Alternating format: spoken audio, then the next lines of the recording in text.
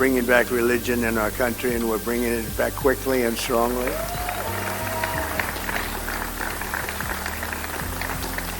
Because for America to be...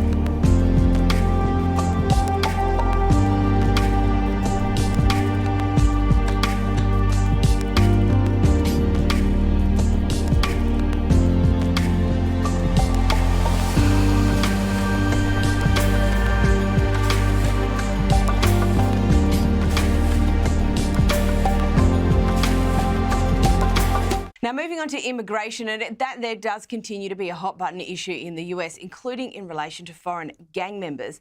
So much so that Trump's announced a first ever self-deportation program. I signed an executive order to launch the first ever self-deportation program for illegal aliens. We are making it as easy as possible for illegal aliens to leave America. Any illegal alien can simply show up at an airport and receive a free flight out of our country. Batia, that sounds almost quite sensible. What's the feeling over there? And it's been interesting, some of the rub, some of the friction in relation to Americans defending illegal immigrants and criminals from deportation. This is not my favorite thing, only because I feel like it's a little bit rewarding bad behavior. If it works, I will totally support it. But honestly, I'm not sure people are going to self-deport. I think they are going to have to do a little bit more work going and getting these people. We know where a lot of them are living because they're living in hotels that are being paid for by taxpayers.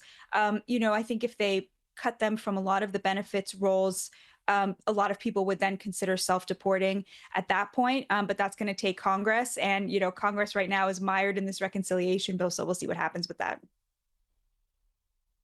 Now, as a corollary to all that, there is objection within the US to the US offering asylum to white South Africans. Why and where does that come from?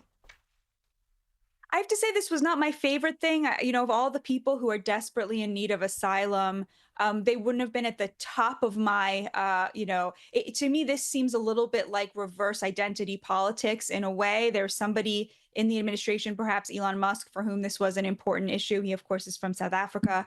But it did seem to me in a way to be a bit of a troll of the left. I don't know why we're bringing in more people when the whole point is, we're trying to deport people who are here illegally. But this is something that I think obviously was important to somebody, and they got what they were looking for. And immigration, I suppose, it's still causing some problems for the Democrats, and including the California Governor, Gavin Newsom, flip-flopping on a policy in relation to illegal immigrants receiving taxpayer-funded health.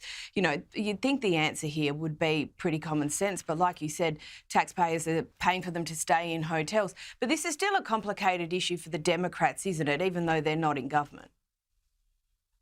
The fact that Gavin Newsom is out there saying he's ready to take the fall and be the first to flip-flop, he's going to be the first of many. The Democrats have no future if they can't get behind where the American people are at on immigration.